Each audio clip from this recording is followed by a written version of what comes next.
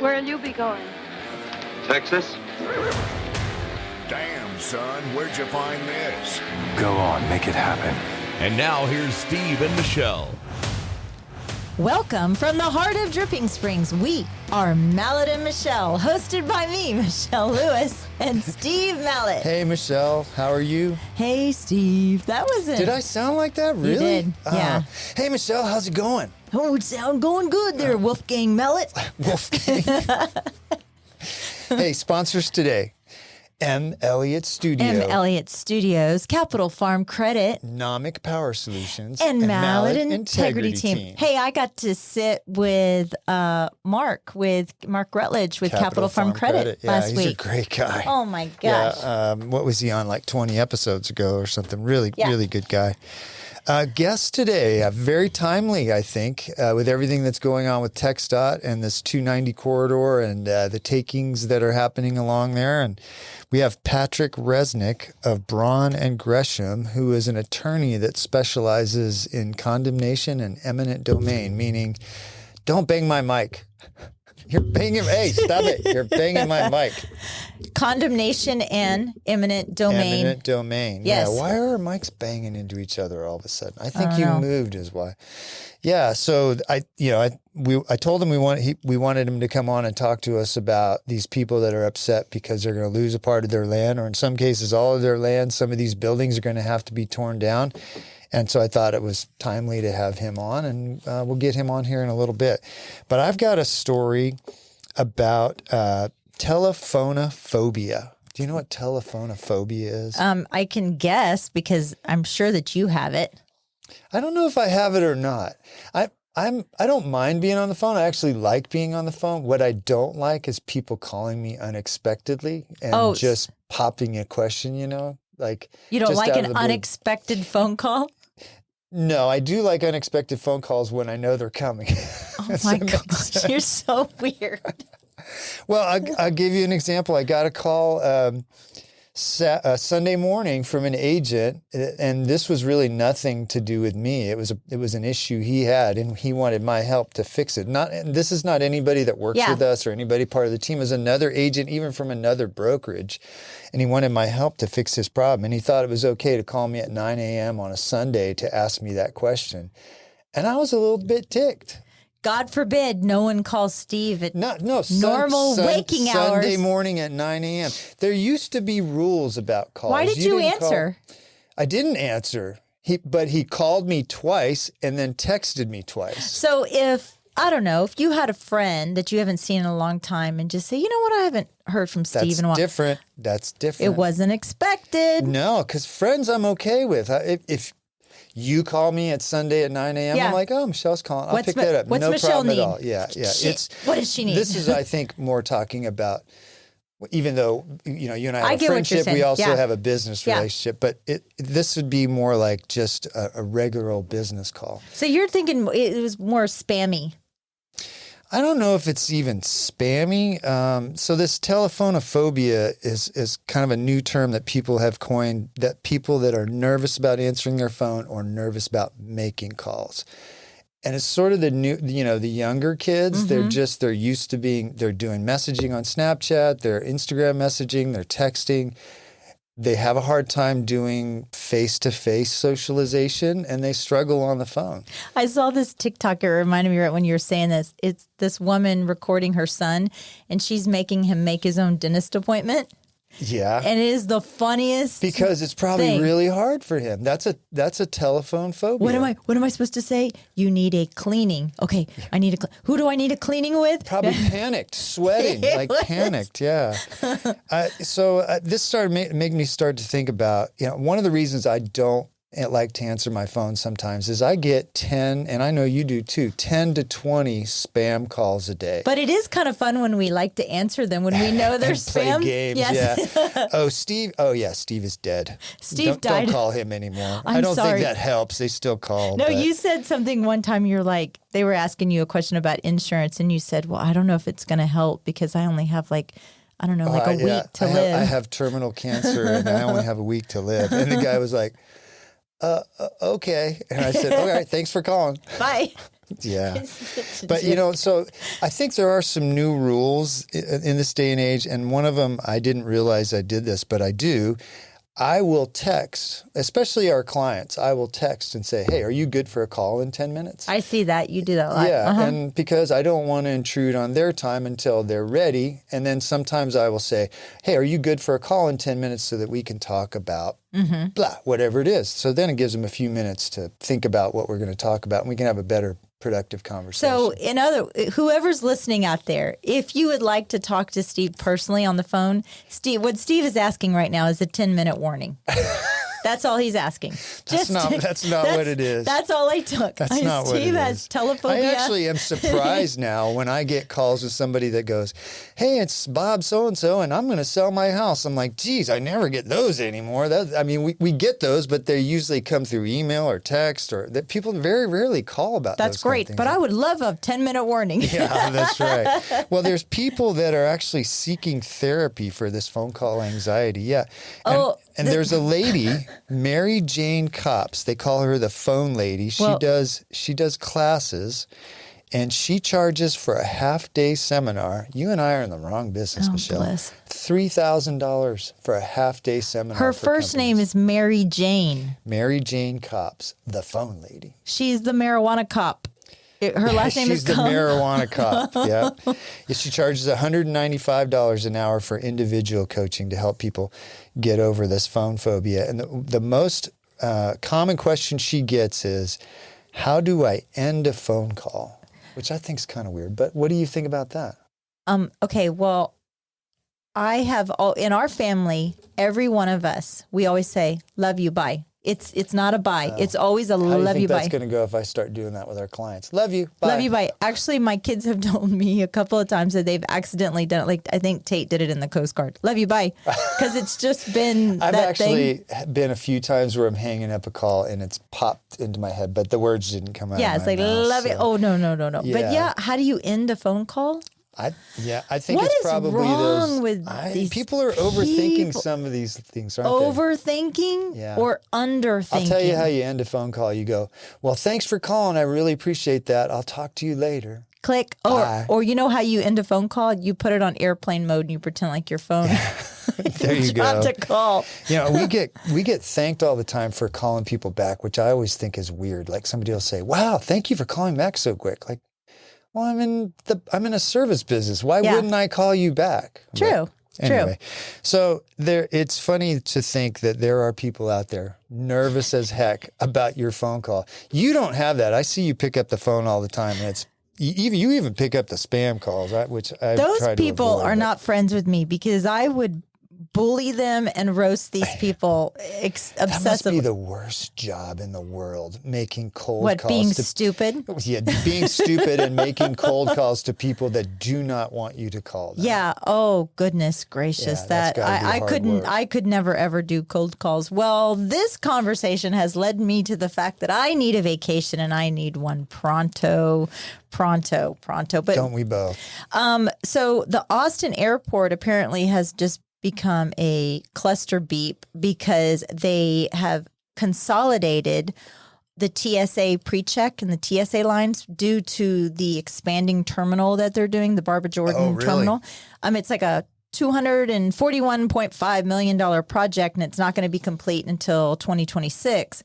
But the worst part about this is, you could either go to the East Wing, you go to the West Wing, or East, West. I don't know. Look, I'm using my little You just point. Michelle Michelle but you have to do only like knows this. you point. You You go just- to the taco stand and turn left. just do Then this. then she'll know. But you could go, I have TSA pre-check. And so you could go to either side, whichever was quicker. Well, now they have moved TSA and all of disability. Look, here, this is the airport. Like all of disability to Give it to the camera. to the middle of the airport. And it has been a nightmare, apparently, a nightmare. So they say, 2 hours? 2 hours is sometimes not enough to even get through TSA pre-check because it's everybody going through one area. And I don't know if you've been through TSA pre-check lately. I've never been through. Oh, you don't have to. Oh, poor people. That's what I was like. Hello, poor I people. don't think it's that bad. I see people going through TSA pre-check, and I go, yeah, they got through 5 minutes faster. You like to take your shoes off and have your body scanned and see all your nakedness on. Yeah. Just text him 10 minutes before you're going to call him. Well, it made me go into this little, I felt really hot for a second. It made me go into this little research project on the Austin airport. The worst time to travel, when do you think that is? I would think first thing in the morning, like 5 a.m., 6 a.m. Yeah, it's the very first thing, 6 to 8, and then it also happens again in the early evening. Tuesdays and Wednesdays are the slower days to fly. So if you're kind of nervous about that, Tuesday there you go. next month, yeah. Oh, but July is the busiest month to great. fly. July is the absolute busiest, but Sunday after Thanksgiving is probably one of the busiest days. Sunday, Monday, and Friday are very Monday and Friday are the busiest days to fly on the particular days. Okay. But turbulence, does turbulence bother you? Normally I would say no, but I was on a turbulent flight to Salt Lake City from some small airport once, and we were flying through some kind of storm, and it was a smaller plane, and I spent the whole time going, we're going to die. We're going to die. We're going to die. Well, we're going to die. It's worse between 2 and 3 p.m. apparently. Well, that makes, especially in the summer, because you get the heat thermals, the hot air rising, so planes go up and down. Oh yeah, the heat thermals. I'm most worried about like I don't know, wings falling off and the wheel coming off or the door flying open, because apparently they're having a lot of issues like that. Apparently they are. But if you want to know beforehand how long your TSA wait is, you can go for Austin, you can go to My TSA, which is the app that they have. Okay. Or you can also, just general, you can pick any airport, is way.com. And you can, so let's say you're leaving your destination and you're flying out of like Portland, right? You're going to fly out of Portland. You're like, I wonder how long the TSA wait is. Well, I won't check that because I don't have TSA. Well, it's like you still have to go through TSA. You have to TSA go through pre-check. security. TSA. Oh, I see what you're saying. Yeah. You'll get it, Michelle. How long have you been working for me? 10 years? You can't read my mind yet? Oh, true. I actually can read your mind, which is really most scary. Of the time you can. Which is really scary. Yeah. Have you ever heard of, do you know what celebrity worship means? I mean, no, but it sounds stupid again. You do not like my stories today. No, I like your story. I just think it's stories about stupid people. Well, yeah. So there's a Hungarian study from November 2023 that spanned 2 decades, so 20 years, studying the relationship between celebrity worship and cognitive skills. What does it mean? Okay, when you're saying worship, what exactly? Like, you can admire a celebrity, right? But like to worship somebody, that's like a little they obsessive. used 3 levels of what they called celebrity worship, and they kind of break these down. Showed that the higher scores of the 3 dimensions of celebrity worship were consistently associated with lower. So it doesn't actually break down what they use. It talked about the lower IQ. Is that what you were saying? Well, so the study was 1,763 Hungarian adults, followed them for 20 years. 66% were male. The average age was 37 years old. 70% of them had college degrees, which is interesting because it's not just generally, uneducated people, but they found a connection between people who worship celebrities. So, basketball players, actors. Show reverence and adoration. Yeah. Okay. So I think that's like the people that go spend thousands of dollars on basketball jerseys, baseball jerseys, football jerseys, things like that. Yeah. Pay $5,000 for tickets to go to these games. They didn't find a direct connection, but they found that people that have high levels of celebrity worship tend to have lower cognitive skills. One does not mean the other. Yeah, okay. It could be that people with lower cognitive skills tend towards celebrity worship, or it could be people that worship celebrities tend to be a little stupider. Well, so these are Hungarians. These were Hungarians. So what okay, without looking at the screen, name a Hungarian celebrity. Djokovic. The tennis it. guy. Is he No, not no. Hungarian?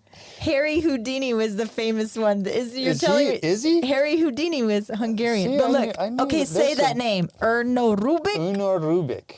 Bella Lugosi. Bella Lugosi. You know who Bella Lugosi is? He did all the scary movies Scary, back yeah, in okay. the black and white I knew days. that. But then, like, these people have Hungarian origins. Calvin Klein, Rachel Weisz, Drew Barrymore. See, yeah, Drew lots of Barrymore is famous pretty stupid, Hungarians, so- But I'm carrying this on a little further. Have you ever seen somebody that you feel is like a high performing person that also worships other people? No. Like, think about,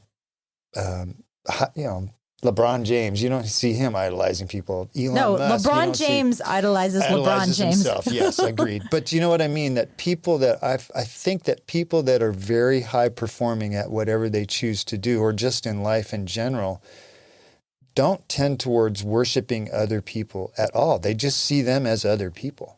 Yeah. I think, when I was in the industry before and I was around a lot of celebrities or musicians and things like that, I mean, yeah, I would get starstruck, but I wouldn't That's actually what I wrote down. I might get starstruck, meaning, hey, this is a cool person.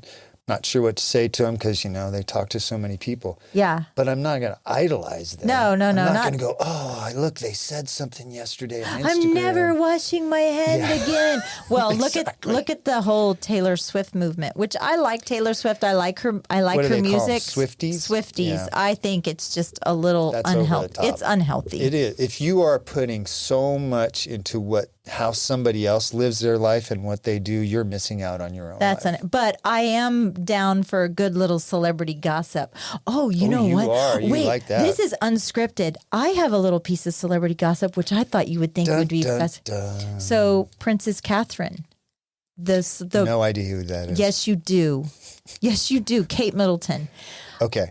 Part of a new little celebrity gossip that's out there right now is that she's actually getting treatment in Houston at the Mayo Clinic. Oh, really? Yeah, she's been spotted in Houston several times. Isn't that interesting? I Is can't she confirm the one nor that deny. came and said she had cancer? Yes, she has some sort of cancer. So that's yeah. But yeah, and they were. I've been in my little TikTok world. They were talking about. Isn't that interesting? Because in England they talk about how wonderful socialized medicine. Yes, but and they come to the United States. the Mayo Clinic. I mean, not Mayo Clinic. It's not the Mayo Clinic. Oh shoot, what is it in Houston? Why am I totally escaping? Oh my gosh, I'm not going to bail you out. I don't know. You know what it is. My father was MD Anderson? Yes, MD Anderson. I MD was like, Anderson. my I father bailed was you treated. out. Yeah, Yes, I'll have a my taco father for was lunch. treated there. Thank you. Yeah, I will. I'll buy you a chicken taco Again. at Pigpen At for Big sure. Pen Barbecue. Okay, so we're gonna have, we're gonna have Patrick Reznik Yes. on. I'm sure a lot of people have questions, like I do, about what eminent domain is. Mm-hmm. I want to ask him some like really layman's terms, but I saw that there is a lawsuit going on right now where TxDOT is suing some of the displaced businesses off of IH-35 in order to acquire their land. Because those people don't want to sell. They don't want to sell. So first off, the state will offer a private property owner money for their land, right? Then the property owners have a right to dispute what is a fair amount. Then the property owners currently are saying that due to increases in values and the city codes, they cannot build again that same business for what TxDOT has offered for their business. And these businesses have been there for years. Yeah. And some of them on the I-35 side was Dreamers, which is like, I guess, a strip club or a adult show or adult store or something. The Wainwright Injury Law Firm, which I thought was kind of funny. They're suing Interesting. lawyers. You would think that Yeah. they would have an attorney for that. You'd think so. The Austin Medical Center, the Deluxe Inn, which is probably some sketchy little motel, and the Austin Chronicle. But that one, I think their litigation should be ending soon. It looks like they're about to reach some sort of negotiation. But they're saying that they're not giving them enough money to reestablish their business, which is crazy. And the city says, or the Is that state, how you value a property, though? the state has appointed commissioners to place value. I don't know how these commissioners come up with this, or Are they factoring all of the city code? Yeah. That's an interesting question. I want to ask Patrick about that. It's like, how are they coming up? Are they just pulling it out? Yeah, it's one of the questions I have too. Because really, when you value a property like that, you look at what they call the highest and best value, highest and best use, and that determines the value. So, if it's a high-rise condo, if the use for that land is a high-rise condo, it's appropriate for that. It has much more value than if the highest and best use is a warehouse. Well, yeah, if you're building on, or if you buy on 35, excuse me, that land is going to be a lot more expensive because you have highway frontage. Sure. Right? But do you anticipate that one day the growth is going to be so big that you may have to sell that? I mean, that's not factored into when you buy the land. No, you're doing the highest and best use at the moment of the time that you're buying the land, right? Yeah, but I think I think you're also not being very smart if you don't anticipate that things around you might change. That's kind of my question. I have another question for him. It's basically like, what's your argument, or what do you say to people that say, okay, I chose to build on? I'll give you an example of that. We sell houses in subdivisions. Yeah. Sometimes they're on the perimeter of that subdivision. People ask us all the time, what's behind the fence? Oh, it's a 1,000-acre ranch. Oh, well, that's cool, because then there's nobody back there. Well, there might be somebody back there one day, because 1,000 acres can be developed into a subdivision. Interesting. But you take that into consideration, right? Because you might want one that's a little more internal into the subdivision, because 20 years from now, your houses around you are going to look the same. I mean, they might change slightly, but it's going to be the same. What's going on is that 12 and is that 165, or where Calterra is? What is that road that 150? 150. I'm sorry. Yeah, 150, because Calterra, there could be a road that goes on the backside of Calterra at some point. Yeah, we talked to Will Smith about that. The actor? I'm sorry, Will. Oh my God. I'm not going to help you out. Help me out. Walt Smith. Sorry, Walt. I apologize. He's going to slap you. He's going to slap you like you will. Oh, God. Yeah, but we talked to Walt about that. I believe that is a long time coming if it ever happens at all. Can I ask you, the road at HEB and the YMCA, where is that going? The road that new road? Yeah. Kind of by the church and the apartment building. It only goes to that apartment building right now. It may be extended at some point in the future, but there's no plans for it. Oh, right? I mean, they put a big fancy light and everything, and right? No, I thought there was going to be a light there. Are you talking about south of HEB? So towards Driftwood? Yeah. Okay. Yeah. Please don't I use think that because I believe that's the only ingress for the apartment building, which is going to have like 280 units. I thought that was kind of a little nutty, because looking at 12, how are they going to?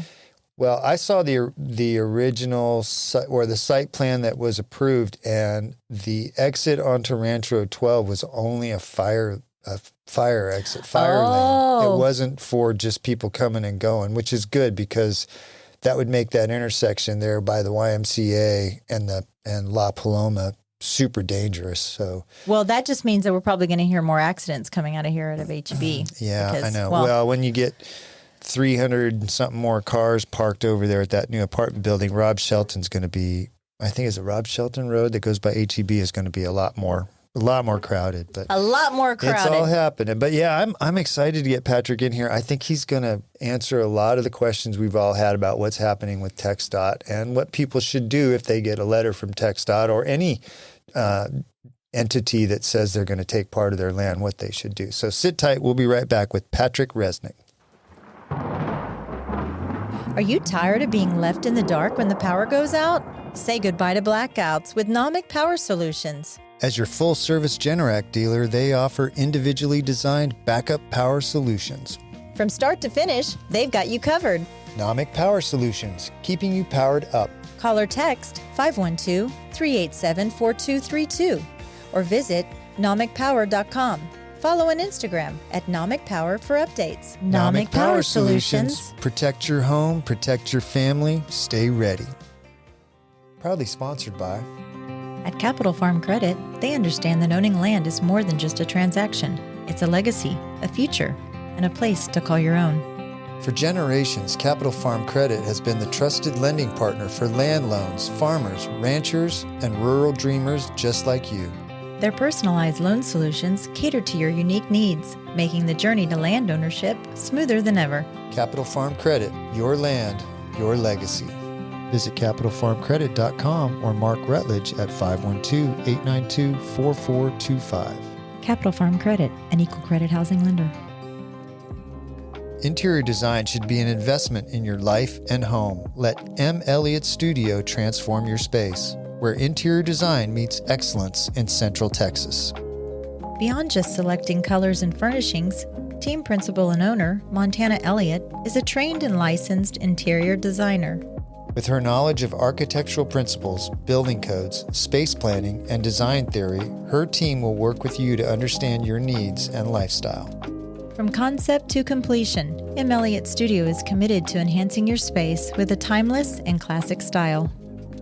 Ready to redefine your space? melliottstudio.com, 512-781-0224. This portion of the show is brought to you by the Mallet Integrity Team of real estate professionals. They are based in Dripping Springs and bring you over 45 years of combined experience helping people reach their hill country real estate dreams. When you want the best in town, call them at 512-829-2062 or look them up at malletintegrityteam.com. And now, here's Steve and Michelle. And we're back with Patrick Reznik of Braun and Gresham. Welcome to the show, Patrick. Well, thank you very much for having me. Yeah. It's good to see you both. I can't remember how long I've known you, but it's been a long time. I met you at some networking thing, 10 plus years ago, probably. At least I've been in Dripping Springs for 24 years. So. Yeah. How'd you end up in Dripping Springs? My wife and I were moving from San Antonio, looking for a nice, quiet place in the country. Someplace close to Austin and San Antonio and Fredericksburg where I have family. And nobody really knew about it 24 years ago. It was a wide spot in the road, wasn't it? It was, and it's changed a lot. A lot, yeah. And have you practiced law the whole time that you've been here? I have. I've practiced law now for longer than I care to admit. But yes, I started a new practice when I moved from San Antonio. Okay. You were a district attorney in Bexar County? I was an assistant district attorney. District attorney. Yes. That's a lot different law than eminent domain law, huh? It's a very different type of law. What's great about being a prosecutor is it is rewarding. The pay is terrible, but you learn a lot and you get a lot of jury experience, and that's why I went. Oh, well, that makes sense. Because do you still try stuff in front of juries for what you do now? I do. I had a jury trial last September in Hays County. Oh, okay. Well, let's before we get on to that, and we got a ton of questions for you about that. So you moved from San Antonio. Where did you grow up, and where'd you go to school? I never grew up, according to my Okay, wife, Steve. That's good, Patrick. But anyway, I was born up in the Panhandle in a small little town called Freona, northwest in Lubbock, Texas, and southwest of Amarillo, Texas. And that's why you went to Tech, That's right? why I went to Tech more than once, undergraduate, graduate school, and law school. Oh, wow. But it's a wonderful school. Yeah, it is a good school. My oldest graduated from there, and he loves it, or he loved it. He got a master's in geology. And then did you go right from Lubbock to San Antonio? Now, after I left Lubbock, took a job with a federal judge in Midland, which is a great clerkship is what it's called. And you get 2 years of wonderful experience in the federal system, behind the scenes working for a very exciting judge. His name was Judge Bunton, and he ran the Rocket Docket, and he was from Marfa, Texas. Rocket Docket. What does that mean? That means if you're going to file a lawsuit in federal court and it ends up in Midland, Texas, you're going to be going to trial before you even blink the next eye. Oh, really? Rocket Docket. Does that happen anymore where the things go to trial that fast? Not really. It's really up to the judge in a lot of respects, but he had that reputation. Of course, he gave people more time, but he knew that, if you're an attorney and you ended up in that court, you better know what you're doing. Yeah. Oh, yeah. There's no messing around, huh? And that's excellent experience because lawyers don't have necessarily the best reputation around, but I think that's an understatement. But you can't ask me what kind of attorney am I. What kind of attorney are you? An honest one, Steve. Oh, there you okay. go. Well, are there some dishonest attorneys out there? I guess Never there are. heard of one. Yeah, scooch up a little closer to the mic.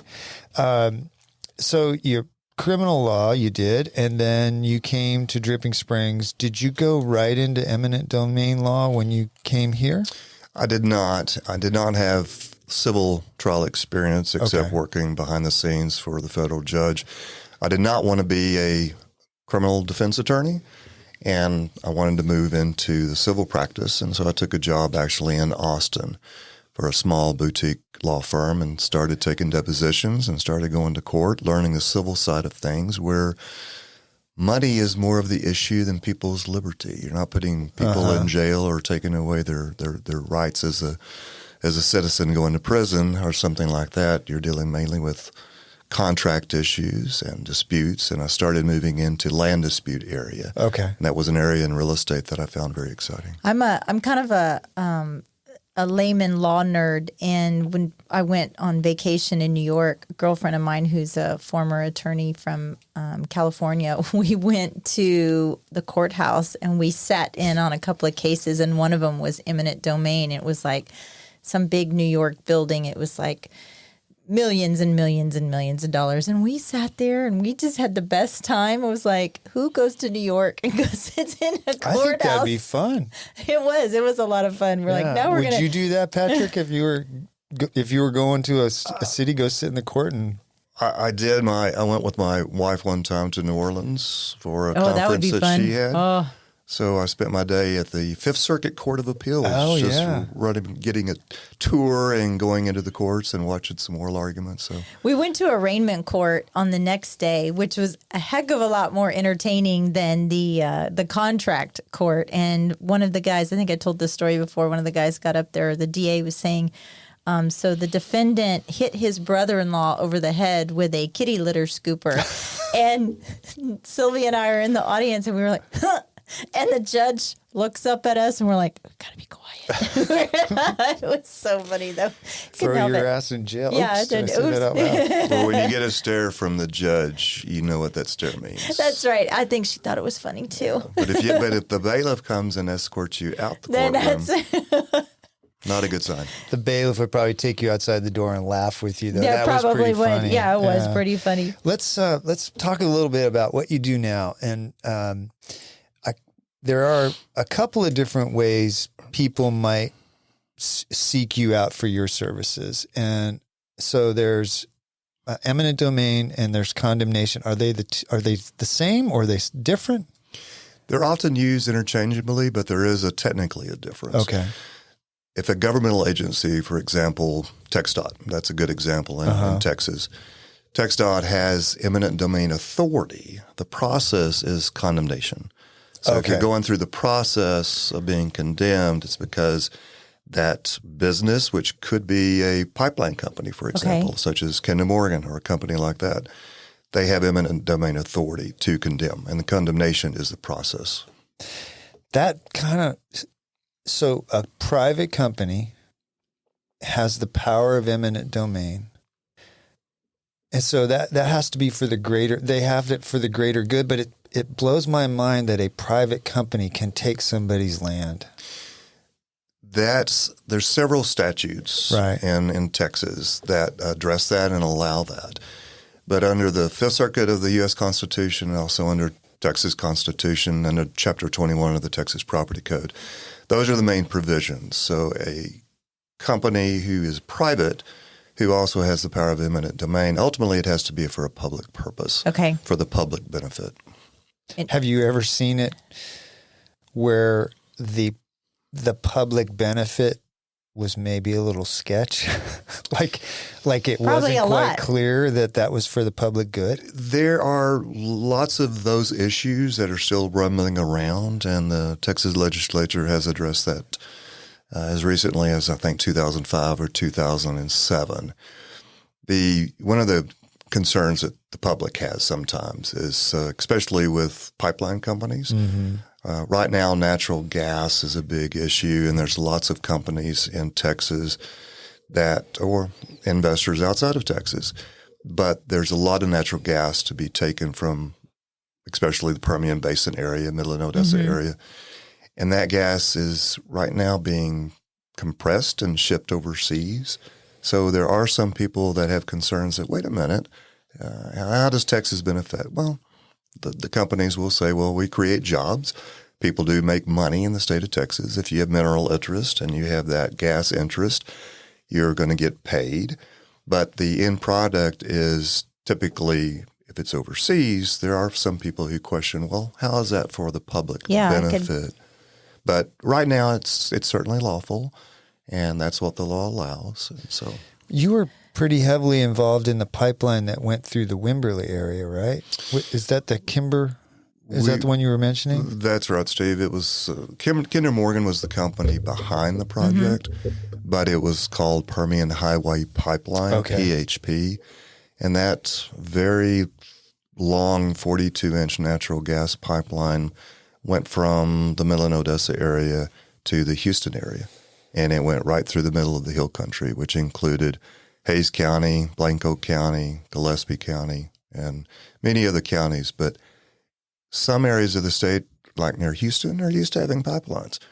The hill country, with all the beautiful trees being taken out for this pipeline, that was not a very popular project. Walk me through that process and how they decide which land to go through. Is it as the crow flies? Is it from point A to point B? Is it without using the least amount of piping, or is it to their financial benefit, or is it trying to preserve as much endangered species and trees? I mean, like, walk me through that whole that process. Like, so we're going to put a pipeline in. What's step one? Yeah. If it's a pipeline, and this gets into lots of different areas, that every process is a little bit different depending on if it's TxDOT. Like recently, there's concerns about 290 from Austin through Dripping Springs being widened. There was an open house where TxDOT gave lots of different information. It was June 1st was the latest one. A pipeline company doesn't have those sort of open meeting types? Yes, that transparency. Okay. So the oil and gas industry in particular is regulated differently, and most of their decisions are made somewhere in a boardroom. I once testified at a Senate hearing next to one of my friends out of Houston who represents pipeline companies, because I only represent landowners, don't represent any condemning authorities or any pipeline companies. And I asked him after that, I said, why don't you all have more transparency? And his answer, quite honestly, was, we don't have to. I was just going to say, we don't have to. And they don't. They don't have to provide any routing. For example, if it's a transmission line, the Public Utility Commission has a process by where you publicly give various routes and you get public opinion. Even TxDOT, and will eventually, after this June 1st for the 290 project, they will provide more routes over the next months or years. Pipeline companies select one route in some boardroom, someplace, come up with a name and pick a point A and point B, and then typically they like to make it as straight as possible. They often parallel existing pipelines, so if there's already a corridor that is created, then they know what the terrain is, they know they can construct it, they already know what the substrates are, and they know they can build it. That makes sense, I guess, because you don't want to, the cost that would be involved to have to kind of create around. new routes. Because you would argue that the hill country is probably the prettiest part of Texas, and they went right through the middle of it. And the concern about taking out 50, 75, in some cases over 200 feet of hill country trees that are irreplaceable was not a consideration for them. We actually met with Kinder Morgan several years before they made their final decision, and we asked them, can you reconsider and parallel existing corridors? Of course, that's still going to affect landowners. Yeah. But just in a different way, because many people, and being in the real estate business yourselves, know that in the Texas Hill Country, those trees are often a drawing point for people. Huge. Yeah, huge. And nobody thought that would happen in the Texas Hill Country. But that's the decision they made, and it was a straighter route. There was other routes that they could have chosen, but they were longer. Yeah. And of course, if it's longer, typically it's going to be more expensive. So do you consider that in a long-winded way a win? Because they did parallel some of the existing routes? Well, they didn't change it at all, did they, from their original concept, or did they? They changed it very little. Okay. So Well, then I guess not, we yeah. were unsuccessful in getting them to not go through the Texas Hill Country. Yeah, I knew that. I knew that. But if they were paralleling, if they were already going next to other routes, I would say, okay, well. I think when you say next to, you're not talking about 50 feet away. You're talking about like a mile away, kind of in the same corridor, right? Because there are some pipelines that cut through dripping already. There are Okay. a couple of pipelines that cut through dripping, but typically in this business, when we're say paralleling, we're actually saying if it's a 50-foot existing easement, then they're going to put another pipeline within the center of another 50-foot gotcha. easement, where the Okay. two easements are next to one another, or as we say, contiguous.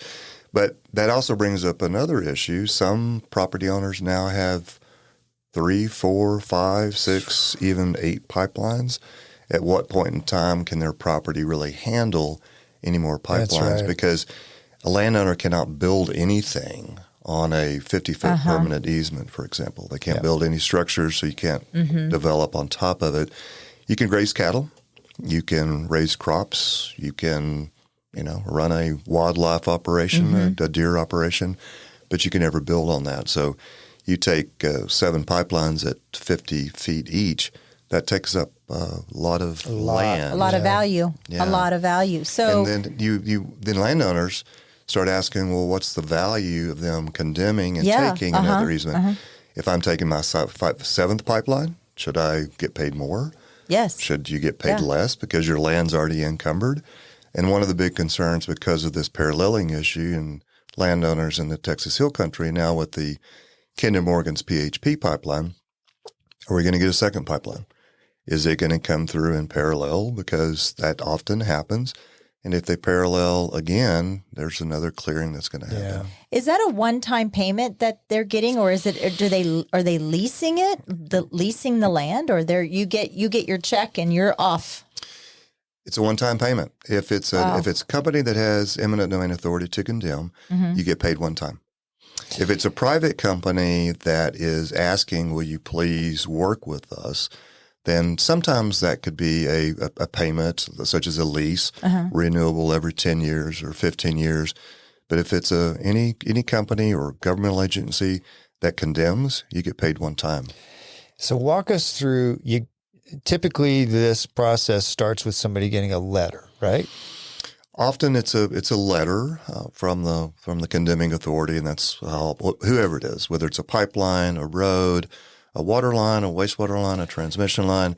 The first contact is typically a letter saying we would like to survey your property and decide if we're going to go through your particular property or not. You can't say no.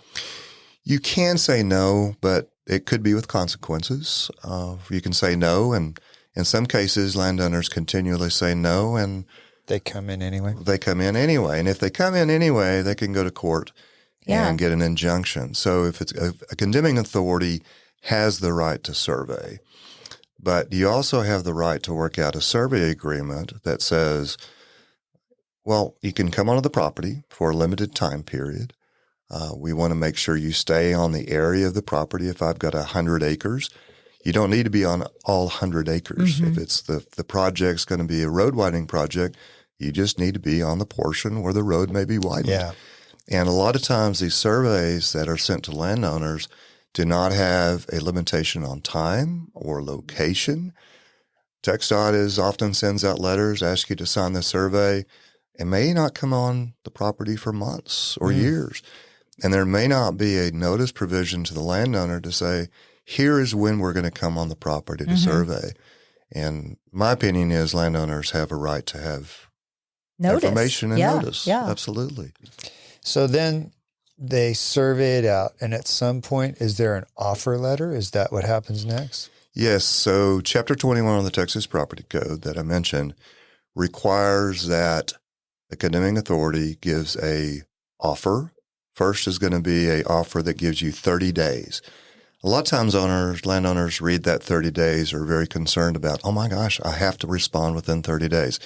That's a requirement under the statute. So after 30 days, then you're required as a landowner to receive an appraisal if they don't do it with the 30-day offer. So you have to have an appraisal. And then the second offer is called the final offer. And Chapter 21 gives the landowner 14 days to respond. The appraisal comes from the homeowner or from the state? From the state. From whoever's taking it. From the condemning authority. Okay. That's so right. The 30 days happens. If you do nothing, then automatically it goes to this second step where they send the offer? Or are you required to do something during that first 30 days? Because I hear different versions of what should happen. A landowner is not required to respond. There's no consequence if they don't respond. The condemning authority can, after 30 days, wait for months before they send the final offer. They just have to give at least 30 days before they take the next step. But some companies are very aggressive. Right now, there's some pipelines being built in Texas, or landowners are being condemned. They will send the 30-day notice. After 30 days, you will get the final offer. You'll have that appraisal. Then after the 14 days, if you don't respond, then a petition and condemnation is filed, which means you're sued. There's a lawsuit that's filed in the county where you live, where the property is. Well, you may not live there, but that's where the property is. And then after the petition is filed, that continues the process. Scooch up a little bit. That's kind of, I think, what we were talking about earlier, what TxDOT is doing to the I-35. They're suing them because they Do you know about agree. that? The I-35, they're trying to widen that corridor, and there's some businesses that don't want to sell. Yes. Or can't agree to the amount, Yes. So when you say the word sell, remember this is not a buy-sell agreement. Yep. And in fact, in the business, we call it taking, because the landowner is not offering to sell, and there's not an offer to buy. Sometimes the companies will say we'd like to buy, but they are doing it under the threat of eminent domain. Right. So it's not a buy-sell. We call it a taking. So in the business, the condemning authority is taking the land, and they're going to own the land for TxDOT purposes. An easement, the landowner still owns the land, but there's an encumbrance on the property. But yes, I have clients on the TxDOT project, and TxDOT is moving very quickly on that particular project in order to condemn.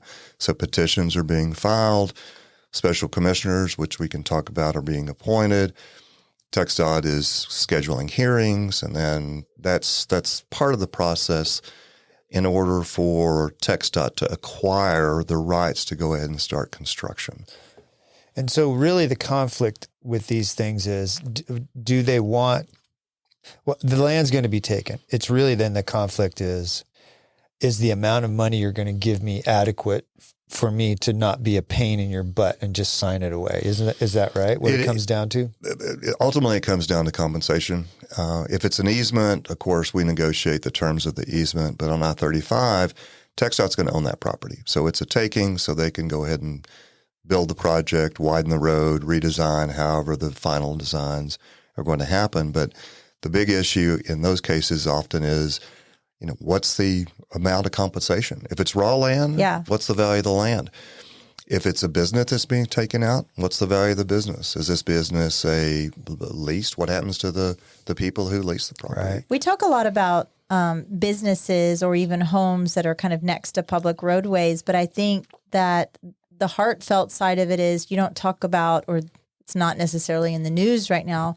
We're not talking about the family that's had this land for generations, that probably has a cemetery or something that's just been passed down. And these are the types of lands that are getting, I'm going to use the term, raped.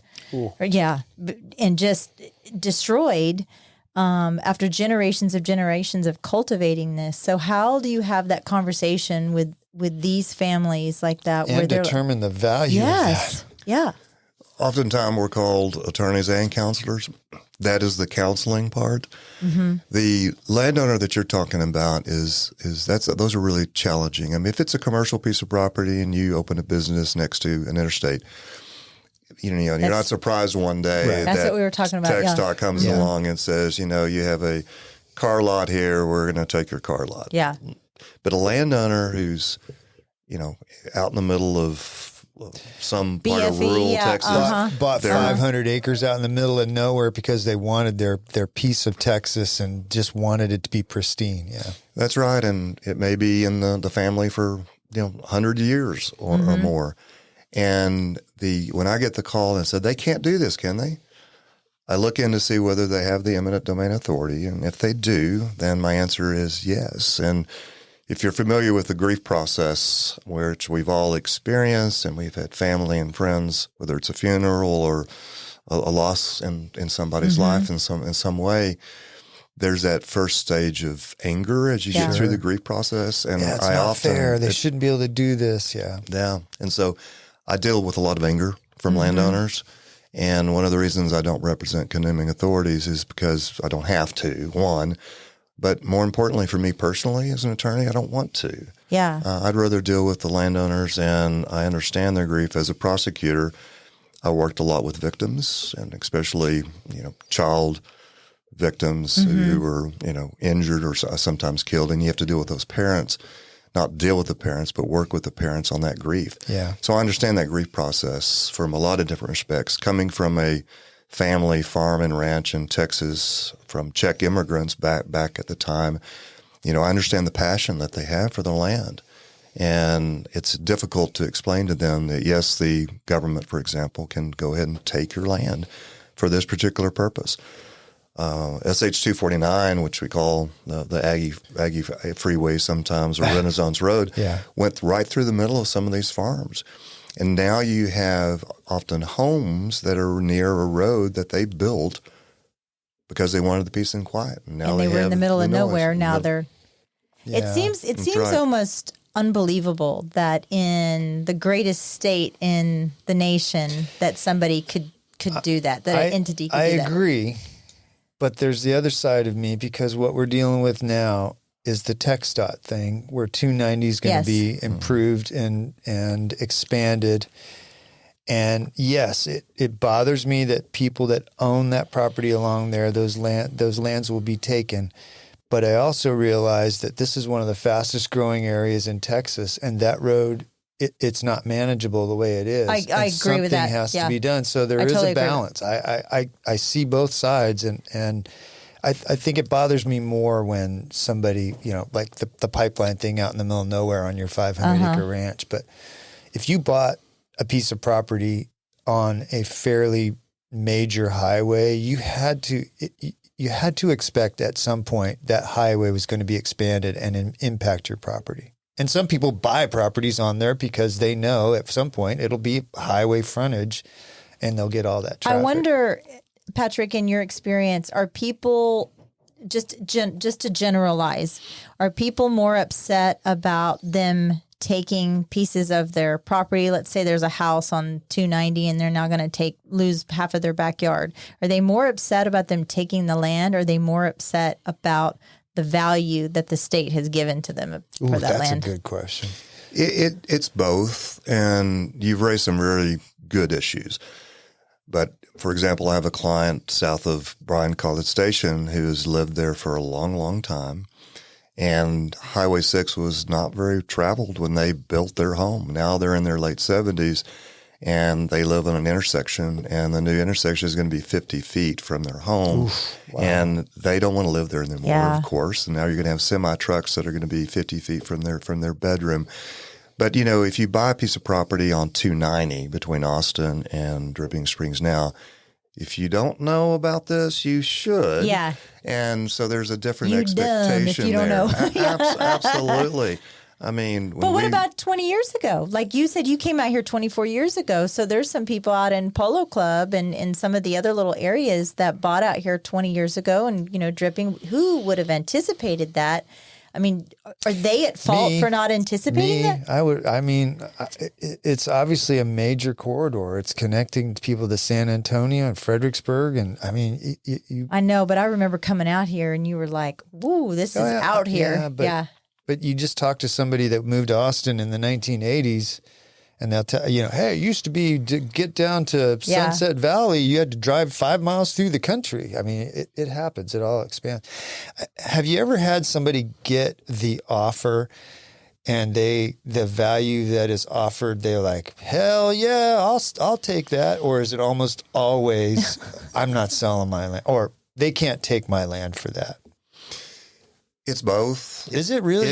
You do have some people that are like, woo, hit the jackpot. Absolutely. I have clients who really were thinking about moving or relocating or redeveloping anyway. And I give a free consultation because I want people to talk to me, let me look at the offer. And it is not common, but it does happen where I look at the offer and say, you know what, that's a good offer. They can condemn it. If it's an easement, maybe we can negotiate better terms with the easement. But if it's a road widening project and they're offering a good amount of money that is within the market, the real estate market, because we do look at the real estate market, of course, and what we call impacts to the remaining portions of the property, are there impacts to the rest of the property that may be compensable? But if it's a raw piece of land and you're a road widening and they offer you a good price per acre, a good price per square foot that's within the market of recent sales that are actually come from the area, I'll say, you know what, you're getting your $30,000 an acre, and that's what land is selling for in the area. There's no sense of paying a lawyer to get less money. Spend an extra $15,000 to get the exact same amount. I have a very kind of conundrum question that I think a lot of people have been scratching their head about. So conundrum, now that's a good legal question. Riddle me this, Batman. Why did these businesses in Belterra, why am I getting a brand new Shipley's Donuts and then that Shipley's Donuts is going to go away? Be torn down. Why are they continuing to build these brand new buildings right there on Highway 290? Do they feel like, Steve had a good point one time. He said they feel like they can get a good run out of 5 to 10 years of business.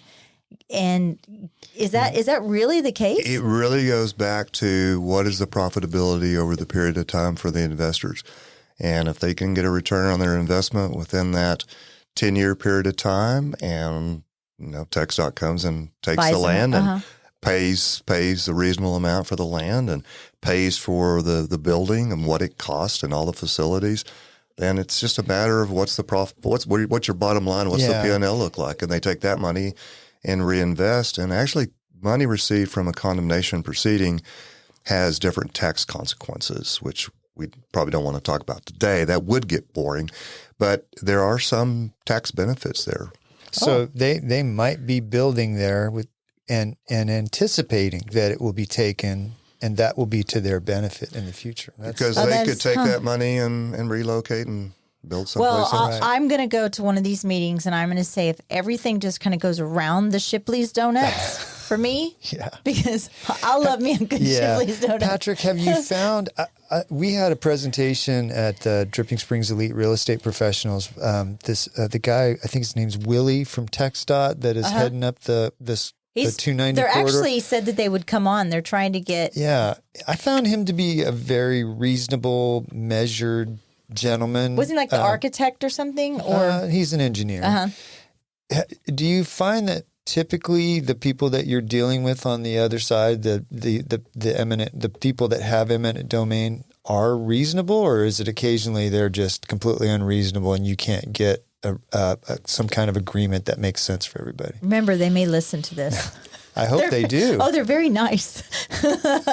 I have a very good relationship with the engineers and representatives in TxDOT and the Assistant Attorney General's office who does a lot of the work for TxDOT. There are some private companies now, including I-35, that are doing work for TxDOT. But I do find all of them from working out something eventually reasonable. We talked about a jury trial. A jury trial in an eminent domain proceeding is a very rare event. You're talking less than 5% of all the cases that are filed.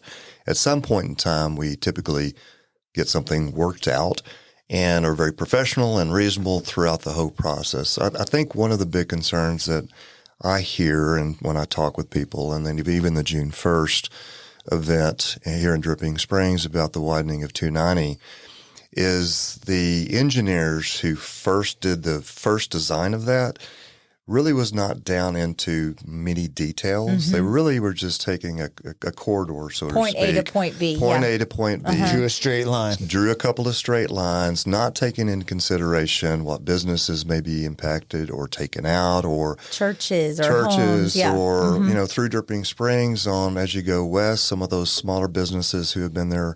Is it going to take out their parking? How are they going to?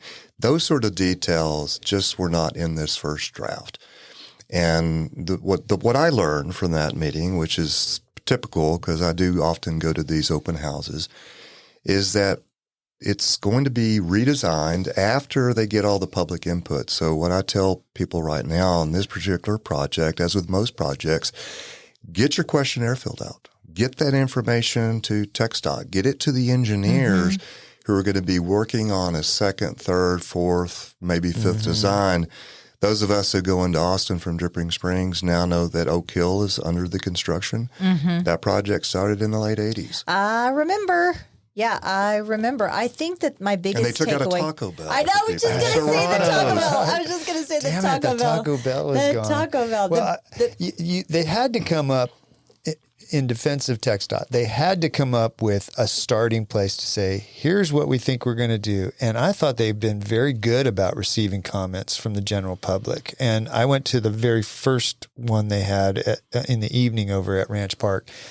And there were some people that were really upset, but the people from TxDOT that were there, they were really calm, explaining what was going on. They were really taking good notes, encouraging people to fill out on the surveys they were doing.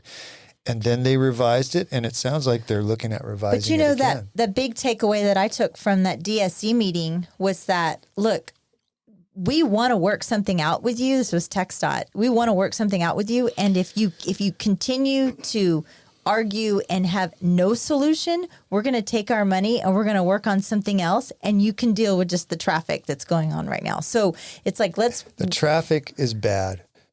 The accidents, the deaths, people that are hurt, maimed. We've had people on the show that have had serious injuries and accidents on 290. That road needs to be improved. Yeah, absolutely. There's no doubt that, in 24 years, the drive between Dripping Springs and Austin has gone from 30, depending on how fast you drive. Yeah. And now with all the lights and all the construction and all the new businesses, the traffic going all directions. I mean, we all know at the HEB, just trying to get through town or Sawyer Ranch Road. Yeah. It's a mess. It's a mess. So we all know that the traffic is a problem. It needs to be improved. It has to be improved.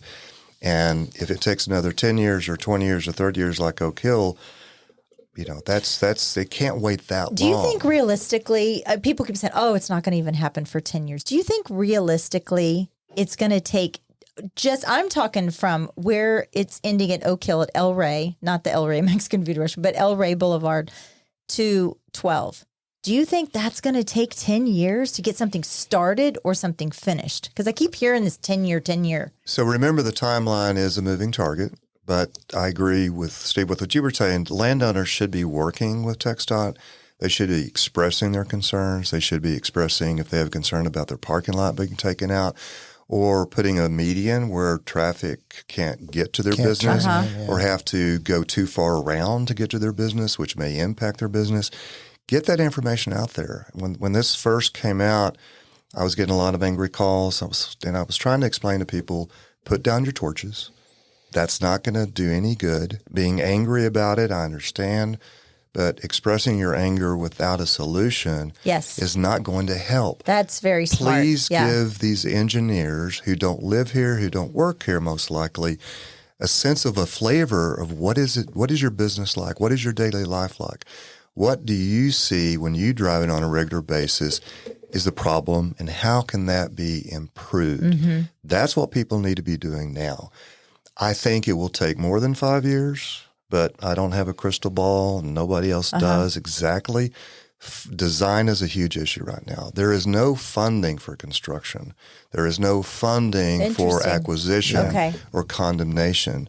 There's only funding to get the environmental impact study done, which is called the EIS, and do these preliminary designs. That's what is being funded. There's where there's money for, and It may take, depending on what happens with To the get the economy, funding. with Okay. TxDOT, there's so many projects right now around the state of Texas. Is this a priority project?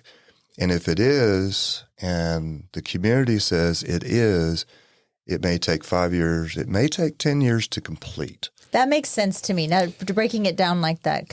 Okay. There was I think this is okay for me to say, Willie was talking about, I won't say the exact location, but there was a town that they had proposed improving the highway that went through the town, and the town really came together with pitchforks and torches and fought it. And so TxDOT just ended it right outside their city limits and went on and did other projects someplace else.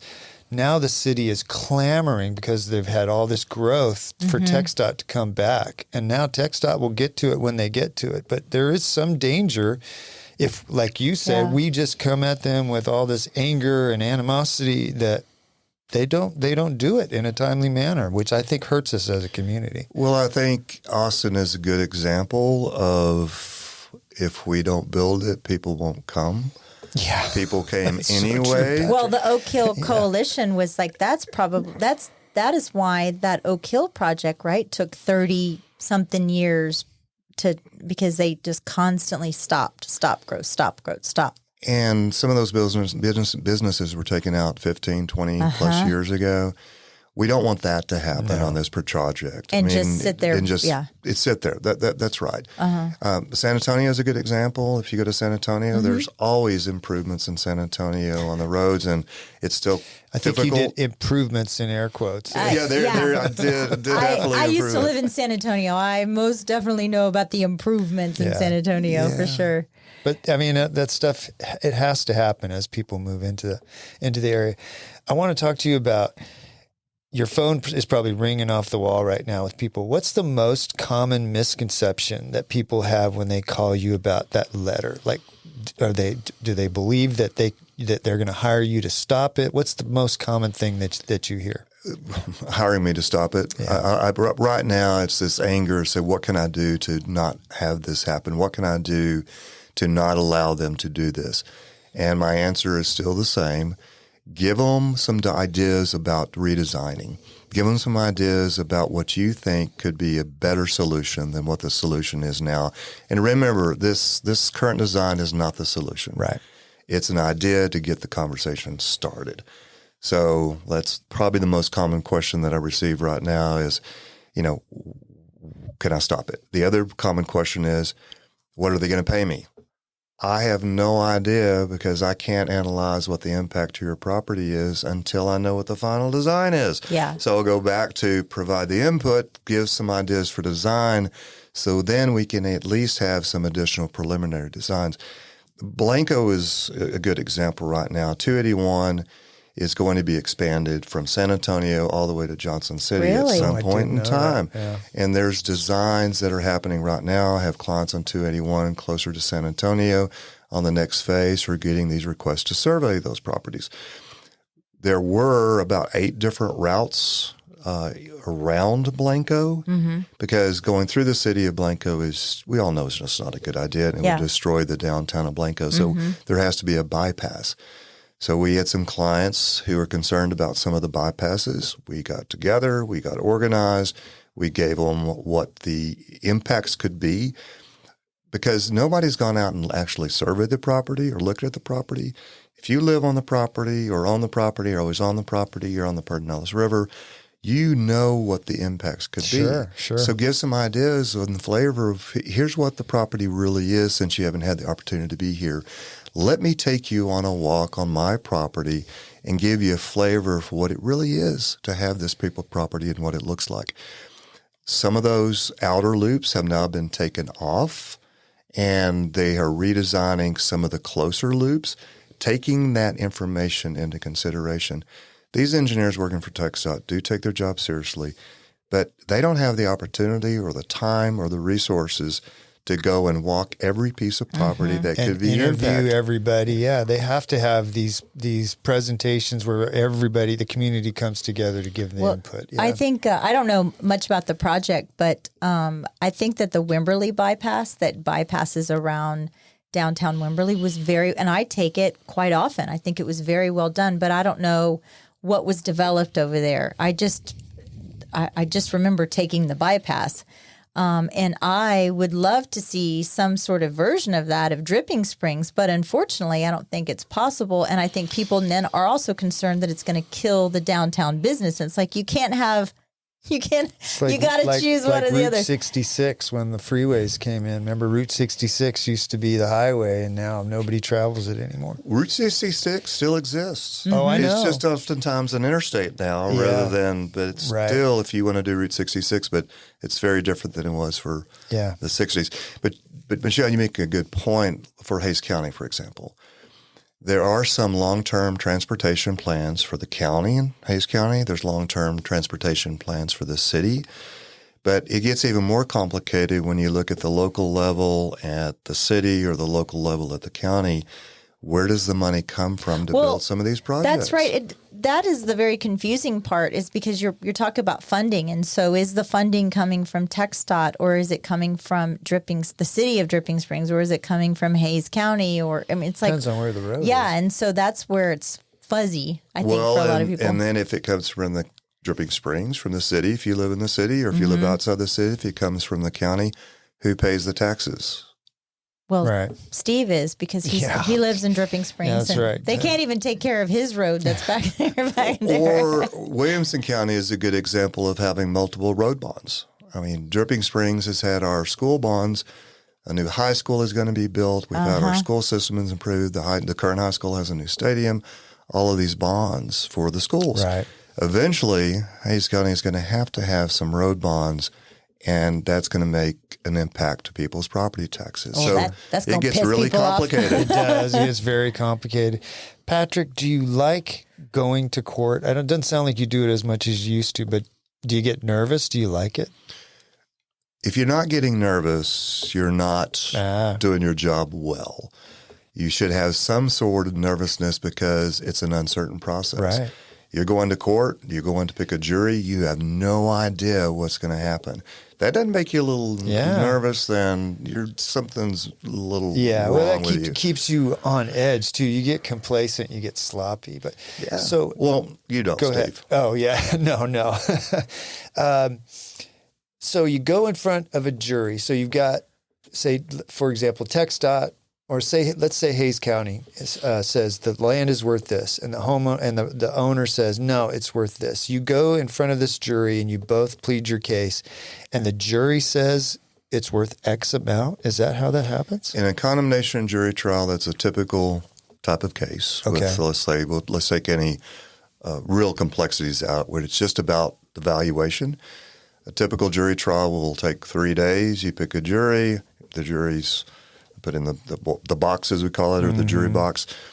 The judge will talk to them, and then I'll put on my first witness, which may be a landowner, but ultimately it's about the appraisals. What is my appraiser going to say versus what is TxDOT's appraiser going to say? And, I mean, you may be $100,000, you may be $5 million apart. And a jury's looking at both sides going, how can you be so far apart with two separate different appraisals? Appraisal methodology is a art form in a lot of respects, especially in these type of cases. Yep. But if you don't have a good, solid case, meaning a jury's looking at you going, you're just making stuff out of thin air, then that's a real problem. But the Supreme Court of Texas has basically said in a condemnation jury trial, if one side says $100,000, the other side says $1 million, you've got $900,000 that the jury can work with. And if that doesn't make you a little nervous, either side, that's why most cases settle, because we'd rather come up with a number that we can live with rather than... Because you've got 12 jurors, none of which probably have any real estate experience, appraisal experience, and they're just listening, and they make a decision based on the facts that you present. There's a lot of wild cards there. There are, very much so. Yeah. And that's something I have to explain to my clients, and I do explain to my clients, and do you really want the risk of that? Because they are going to be paying for that appraisal, and the appraisers and their expert time in front of a jury is not inexpensive. No, that's true. I'm going to You wanted me to do my Do your rapid fire fire. questions? Okay, so these are just rapid fire. A lot of them are just yes or no or short answers. Okay. You're asking a lawyer to give a short I am. Or a real Good estate luck, agent. That'd be pretty Michelle. funny. Have you ever had to tell someone that their dream house is becoming a rest stop?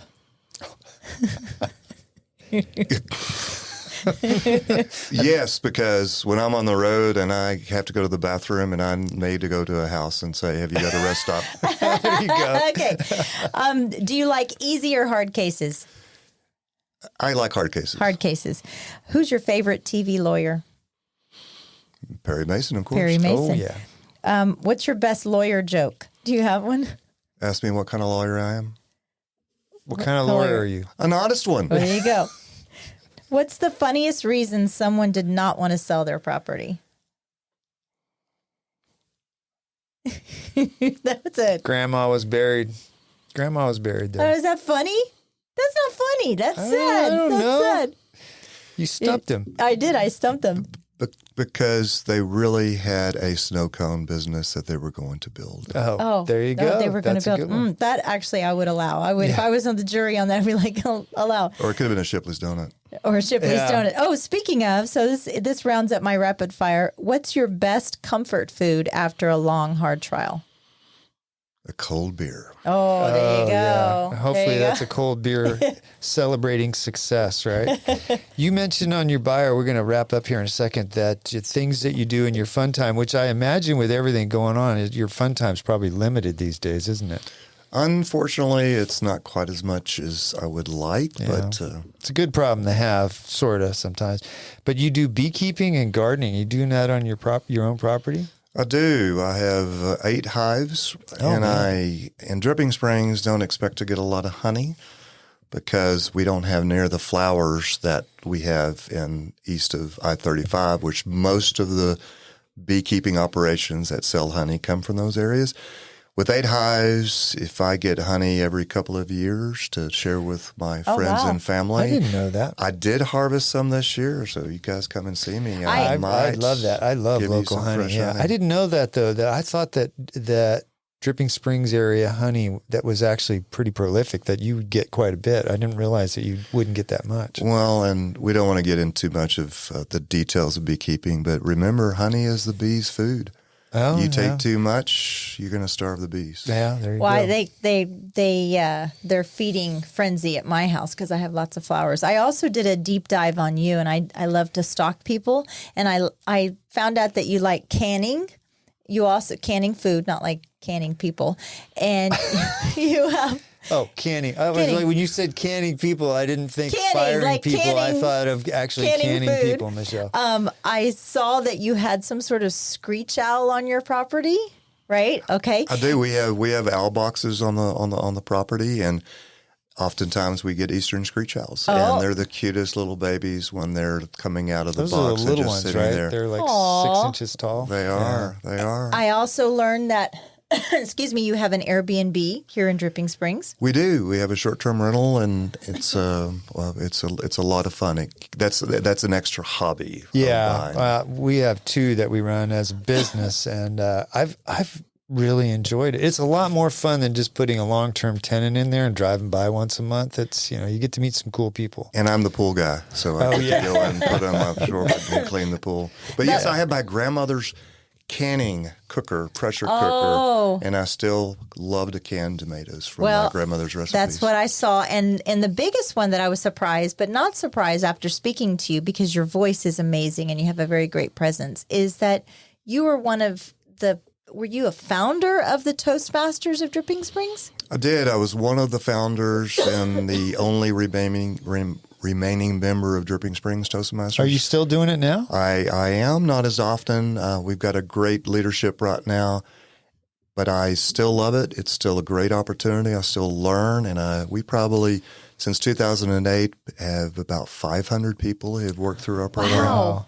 I bet you a lot of the young people that are listening don't know what Toastmasters is. Tell us real quick what it is. Toastmasters is an international organization in which you learn how to speak better, listen better, communicate better, lead better, and have a right amount of nervousness before you go and give a presentation of any See, kind. I like that. It's funny that this is your 129th episode, and when I turn the mics on every time, I still have a little bit of nervousness, but I love it.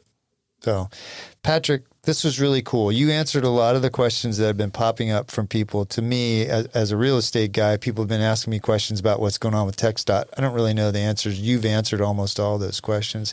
I really enjoyed just having this time with you. Absolutely. Thank you so much for joining us. And how do people get a hold of you if they want to talk to you? Well, they could contact you, of course, but it's been a real pleasure for me. Yes. But you can Google Patrick Reznik, and hopefully you just go to see that I'm canning, I have screech owls, I love beekeeping. But more importantly, you just give us a call or my staff at 512-894-5426. Or you can send me an email at preznik@braungresham.com. Remember, Reznik has no C or an S. It's R-E-Z-N-I-K. And be happy to answer your questions. Set up a Zoom call if you are out of town. Come by the office. We're right off of 290 between Dripping Springs and the Travis County line. For now. For now. Until they move you. Yeah. Thank you both for this opportunity. It's Thank been you. lovely. Yeah, thank you, Patrick. Ready to turn your land dreams into reality? Look no further than Capital Farm Credit. Need a loan for your perfect piece of land? Capital Farm Credit is there for you. Their dedicated team will tailor a loan to fit your unique needs because your dreams are their priority. Capital Farm Credit, your land, your legacy. Visit capitalfarmcredit.com or Mark Rutledge at 512-892-4425. Capital Farm Credit. Together, we're better. Capital Farm Credit, an equal credit housing lender. Nomic Power Solutions, keeping you powered up. Get to know your local full-service Generac dealer. Cody and Dylan with Nomic Power Solutions are a veteran-owned, Texas-based Generac dealer and installer. Offering low monthly payment options, it's never been easier to gain independence from the grid. Call or text 512-387-4232 or visit nomicpower.com. Follow on Instagram at Nomic Power for updates. Turnkey service including design, plumbing, electrical, and permits. They even offer set-it-and-forget-it maintenance plans. Nomic Power Solutions. Protect your home. Protect your family. Stay ready. Elevate your living experience with M. Elliott Studio, your trusted partner in interior design, registered and licensed by the state of Texas. You want your home to reflect your personal style and identity. Investing in a well-crafted design doesn't just beautify your home, it enriches your life. Team principal and owner, Montana Elliott, understands the profound impact of a thoughtfully designed space. From remodeling to full design, M. Elliott Studio is the first step to unlocking your style. Turn your aspirations into reality. Tailored to your taste and desires, M. Elliott Studio will work to create an environment that embraces your style with style. Your space, their expertise. MElliottStudio.com 512-781-0224. This show has been brought to you in part by the real estate pros at the Mallet Integrity Team. When you're looking to buy or sell, you need them on your side. Why settle for less when you can have real estate done right? Give them a call at 512-829-2062 or get more info at malletintegrityteam.com. You know you like us, so go now to Apple Podcast or Spotify and leave us a review. Why don't ya? We love your feedback and comments. Email us at malletandmichelle@gmail.com. Thanks for putting up with us.